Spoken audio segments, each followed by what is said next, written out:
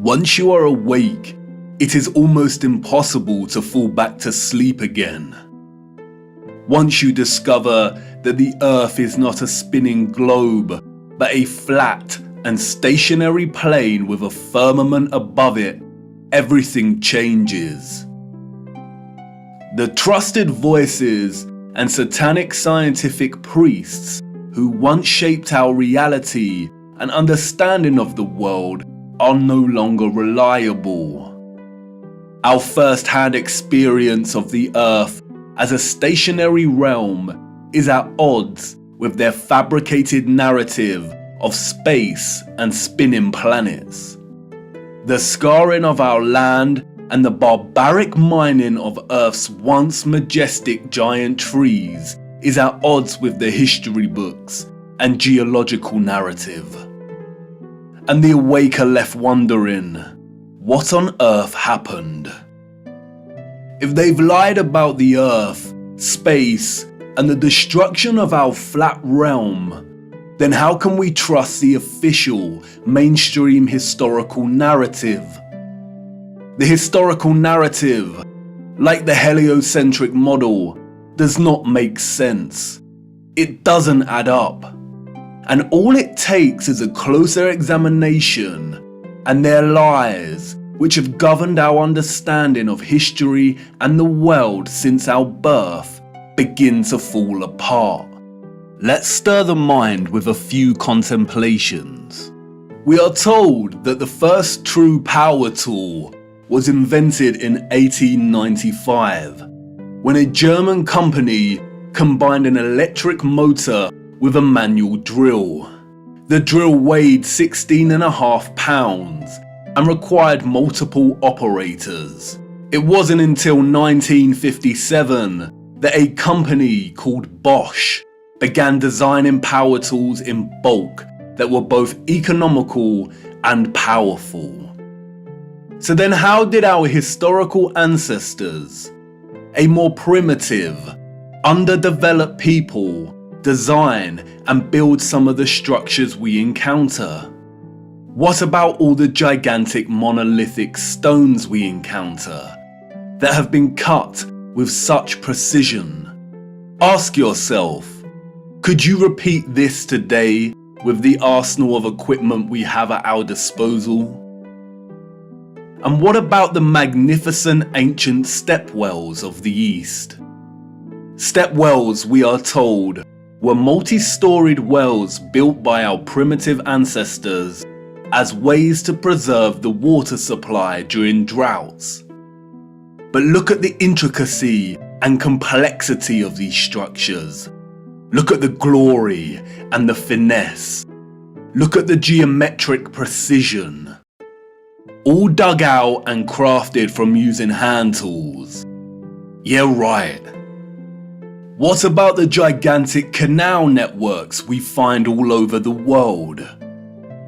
The Erie Canal in America was allegedly built between 1817 and 1825. There were no civil engineers in America at this time. The people responsible for planning construction were novices, we are told. The canal is 12 meters wide and 4 meters deep. The Erie Canal spans 363 miles. But this was not just a case of digging each day for the Irish immigrants and their oxen companions. They had to fell hundreds of trees as they passed through the virgin forest. They had to build complicated aqueducts and locks, and they had to pass through the Niagara Escarpment, an 80-foot high wall of hard limestone. They had to use black powder to blast through this, we are told, as dynamite had yet to be invented.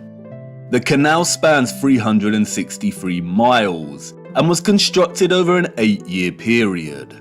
This means that on average, 1 mile was completed every 8 days. What a record, especially since those responsible were novices, and power tools and dynamite were yet to be invented. I can tell you now, The so-called early settlers of the Americas did not build these canal systems. And what of the grand and magnificent castles scattered across our realm? Did you know that most were designed and constructed without plumbing systems and methods to heat rooms properly? The royal and the elites of the past were content without having the accessible necessities of survival, just as long as they could live within the grand and the glorious, while the peasants, in their modest abodes, enjoyed warmth throughout the long dark winters? I don't think so. And of course, there is the impossibility of the Great Giza Pyramid Complex. The pyramids, we are told, were constructed somewhere around 2500 BC.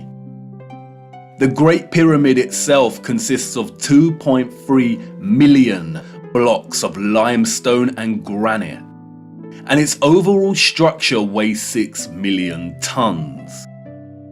The largest granite stones weigh between 20 and 80 tons each.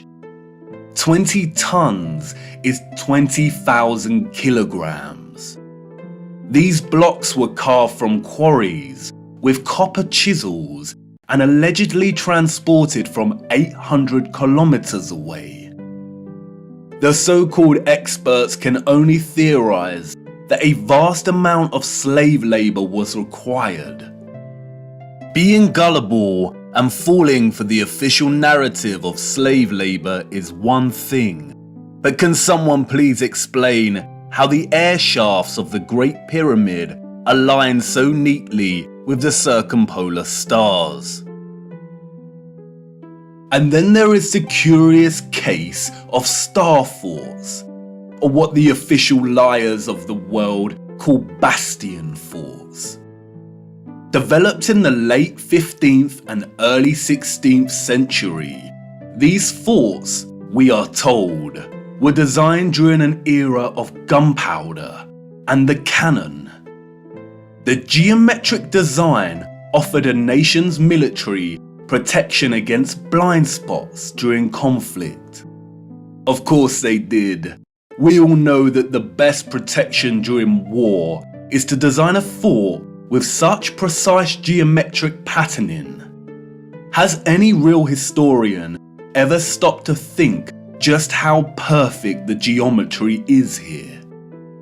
Our primitive ancestors did not have the technology to view structures from above, but they still managed to achieve this? Give me strength. There is no way. We could not produce such perfect geometry on this scale today. We've been fooled once again. We have been indoctrinated with a false historical narrative and timeline. And, like the silly heliocentric model, all it takes is a closer look at this narrative and things soon start to fall apart, and the lies become so blatantly evident.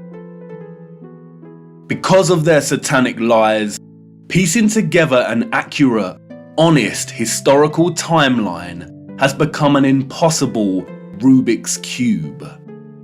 The official narrative, a Pandora's box, only offering us tiny clues, half-truths, and deceptions. The stitchings of our true historical timeline have been loosened. The contents erased and muddled before we were even born into this world.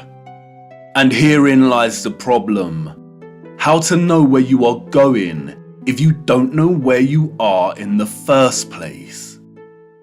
But you see, awakening is truly a gift. Once awake, we learn that we've always had the answers right in front of us. We've always had more than we know. But we had to regain our sight first before things started falling into place. Before things started to make a little more sense. And here we are again, viewer, at the precipice of another great journey. What if I told you that before us there existed a civilization that was responsible for the most advanced technology ever developed, and that it was their understanding of the workings of our flat realm that was key to their innovation? And what if I told you that it is highly likely that our true history as a people only begun just over 200 years ago? Would you think of me as mad once again? Do I sound as preposterous as when I first told you that the earth is flat? Perhaps, and that's why I need to show you. What I hope to show you is one of the greatest cover-ups of all time. It is on par with the heliocentric lie in its enormity and the impact it has upon humanity. And, as I will try to show you, it is inextricable from the true nature of our flat realm Earth, and you cannot understand one without understanding the other. We cannot waste time, for we must journey in search of lost time. At its heart, this is a story about deception. It is also a story of endings and beginnings, of death and rebirth. And please bear with me. Due to the deceptions and falsities underpinning our historical narrative, this story cannot be told in a linear fashion. We need to go back and forth in time to really draw out something that brings us a little closer to the truth. It is also imperative to understand that, like much contemporary science, history as a discipline was corrupted a long time ago.